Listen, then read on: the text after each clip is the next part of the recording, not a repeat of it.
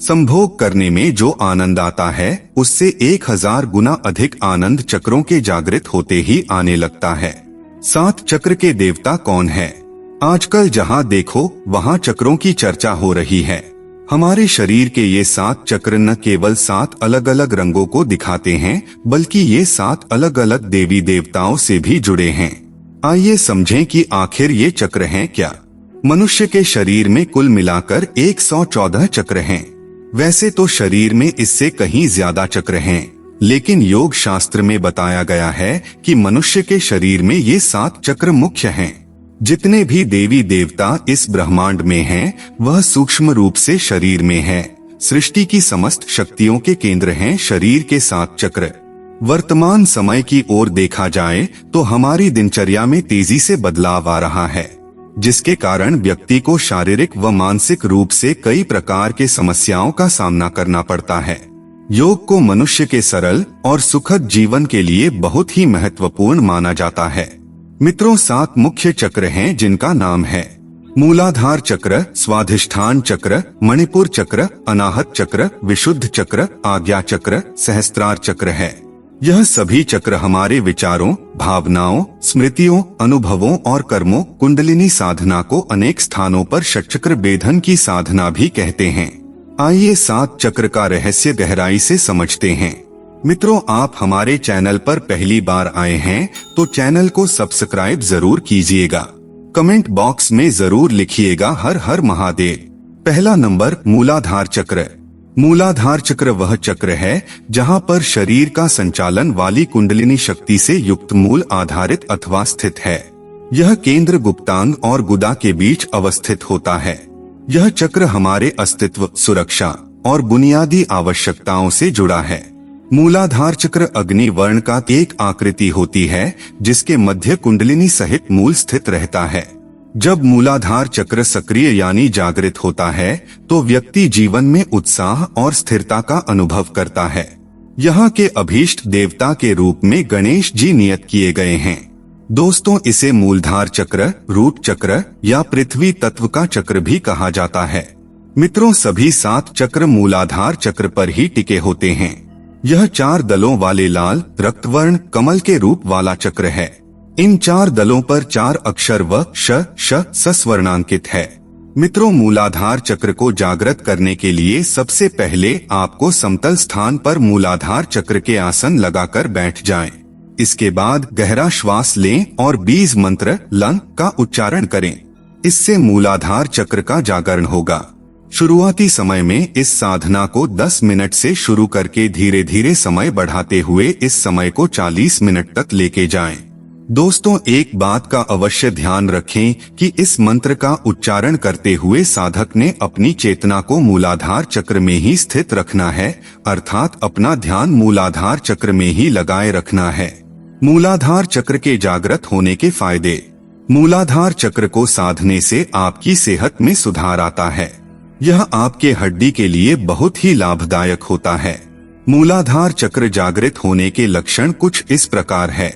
मूलाधार चक्र पर क्रियाओं का एहसास होने लगता है। गर्माहट का एहसास होने लगता है। मूलबंध आपने आप लगने लगता है, अर्थात गुदाद्वार का संकुचन होने लगने लगता है। आप हर चीज का गहन अनुभव करने लगते हैं। दूसरा नंबर, स्वाधिष्ठान चक्र। मूलाधार चक्र से थोड़ा ऊपर और नाभि से नीचे यह चक्र स्थित है। मित्रों, स्वाधिष्ठान चक्र जो रचनात्मकता और ऊर्जा से जुड़ा है। स्वाधिष्ठान चक्र जागृत करने के लिए योग, ध्यान और विशेष मंत्रों का उपयोग किया जा सकता है।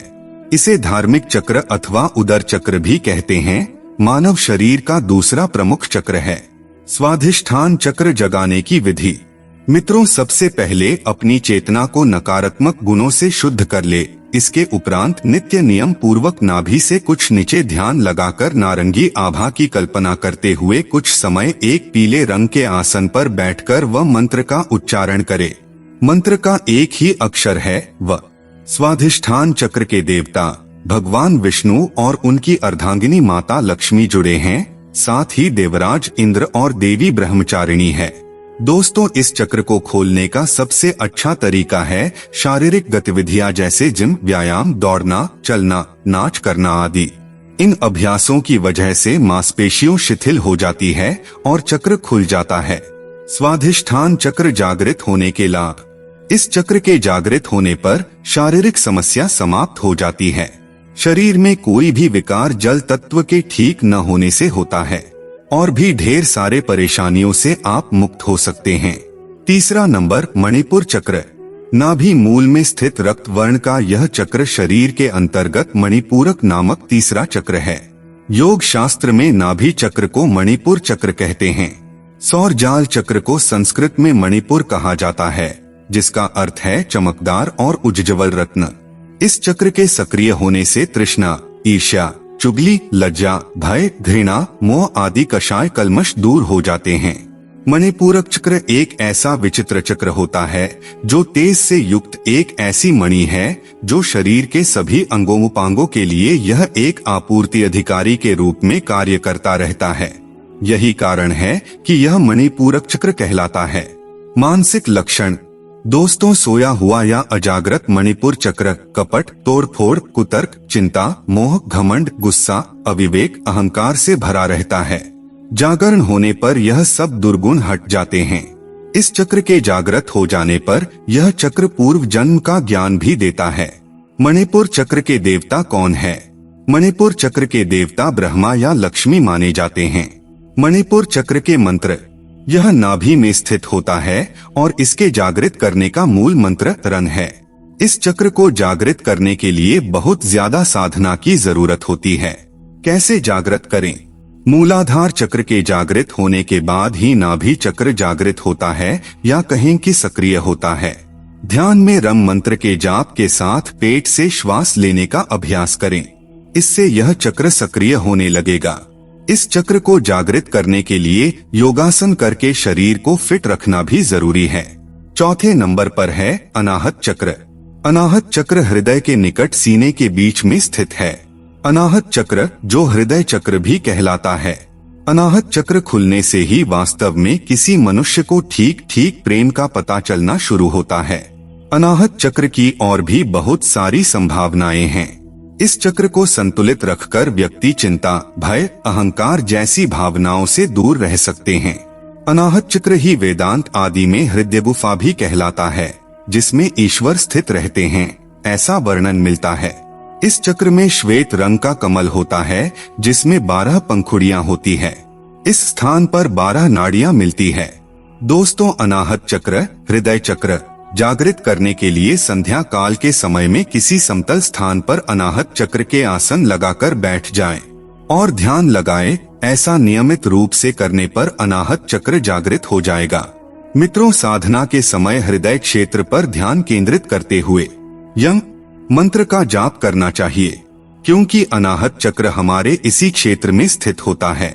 वैसे तो आप हृदय चक्र जागरण की ये साधना कभी भी कर सकते हैं, किंतु संध्या काल इसके लिए सबसे अच्छा समय रहेगा, क्योंकि हिंदू धर्म शास्त्रों में संध्या काल को पूजा, उपासना और ध्यान के लिए उत्तम समय माना गया है।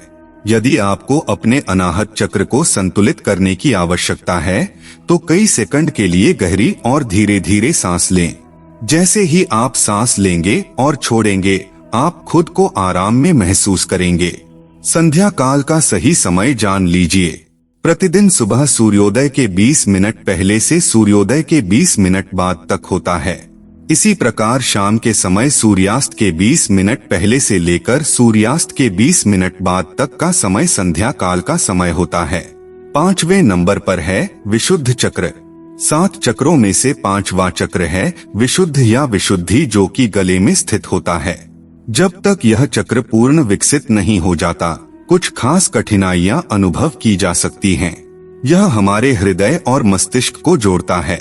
इसके जागरण के बाद आप दूसरों के मन में चल रहे विचारों को ऊर्जा के रूप में समझ सकते हैं। इतना ही नहीं, ये आपको काफी लंबे समय तक जवान रखता है।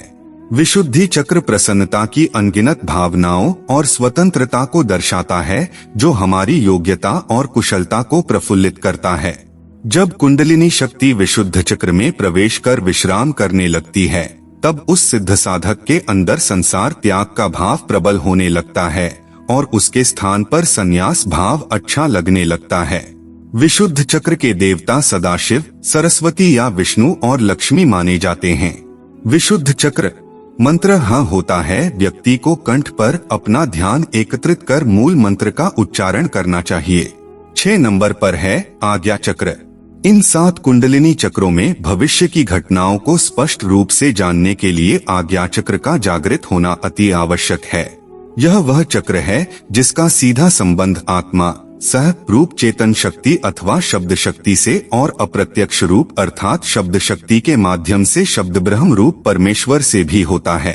आज्ञा चक्र दोनों भ्रिकुटियों के मध्य स्थित है, जहां बिंदी या तिलक लगाया जाता है। विद्वानों के अनुसार आज्ञा चक्र वह स्थान है जहां मन और बुद्धि का मिलन होता है। यह चक्र जागृत होते ही अनंत सिद्धियां मिलती है। व्यक्ति इतना सक्षम हो जाता है कि वह अपने आप को एक स्थान से दूसरे स्थान पर सूक्ष्म रूप से ले जा सकता है। आज्ञा चक्र जागृत करने की विधि: किसी शांत एकांत कमरे या स्थान पर पालथी मारकर बैठ जाएं। मेरुदंड सीधा रखें, झुके नहीं। दोनों आंखें बंद कर लें। भ्रिकुटी के मध्य ध्यान लगाते हुए साक्षी भाव में रहने से यह चक्र जागृत होने लगता है। आज्ञा चक्र, जिसे तीसरी आंख भी कहा जाता है, आज्ञा चक्र के देवता शिव हैं। आज्ञा चक्र के बीज मंत्र है। 7वें नंबर सहस्रार चक्र, जिसे क्राउन चक्र भी कहा जाता है। यह चक्र हमारे मस्तिष्क और तंत्रिका तंत्र से जुड़ा होता है। मूलाधार से होते हुए ही सहस्रार तक पहुंचा जा सकता है। लगातार ध्यान करते रहने से यह चक्र जागृत हो जाता है और व्यक्ति परमहंस के पद को प्राप्त कर लेता है। यह चक्र योग के उद्देश्य का प्रतिनिधित्व करता है, आत्म अनुभूति और ईश्वर की अनुभूति, जहां व्यक्ति की आत्मा ब्रह्मांड की चेतना से जुड़ जाती है। जैसे ही आपका क्राउन चक्र खुलता है, आप चेतना के गहन विस्तार का अनुभव कर सकते हैं। आपकी जागरूकता बढ़ जाती है, जिससे आप दुनिया को और ज्यादा गहराई से देखने लगते हैं। क्राउन चक्र के खुलने से आपकी नींद के पैटर्न पर असर पड़ सकता है। आप पाएंगे कि आपकी नींद अधिक गहरी और आरामदेह हो गई है। सहस्रार चक्र, जो कि 7वें और अंतिम चक्र है, सहस्रार चक्र का संबंध भगवान शिव और आदि शक्ति से है, जो ज्ञान, शांति और सृजन की ऊर्जा प्रदान करता है। सहस्रार चक्र के बीज मंत्र ओम या हुं है। दोस्तों, कुंडलिनी शक्ति जागरण के लिए उत्तम उम्र 25 वर्ष से 45 वर्ष तक मानी गई है। मित्र, ऐसा मैं क्यों कह रहा हूँ कि संभोग करने में जो आनंद आता है, उससे 1000 गुना अधिक आनंद चक्रों के जागृत होते ही आने लगता है। ऐसा मैं नहीं कह रहा हूँ, ऐसा ऋषि कहते हैं। ऋषियों का प्रमाण शब्द प्रमाण में आता है। आप ध्यान से सुने, अभी हमारी सारी ऊर्जा नीचे की ओर बह रही है, मूलाधार चक्र की ओर। इसीलिए हमें संभोग का आनंद ही सर्वोत्तम लगता है। जब यही ऊर्जा ऊपर की ओर बहेगी, यानी सहस्रार चक्र की ओर, तब जो आनंद होगा उसे परमानंद कहते हैं। यदि मनुष्य होते हुए भी मूलाधार पर ही जीवन काट लिया तो ये केवल मूर्खता ही होगी।